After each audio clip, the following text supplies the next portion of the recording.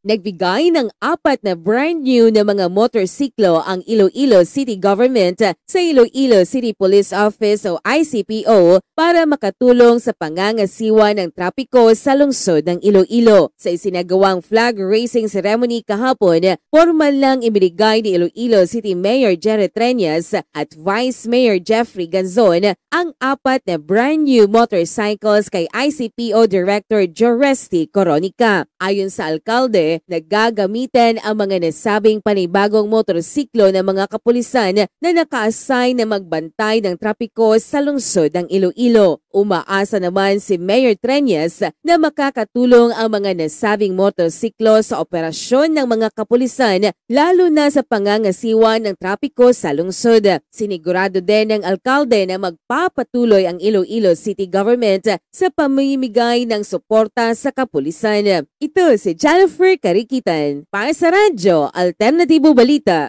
Nationwide.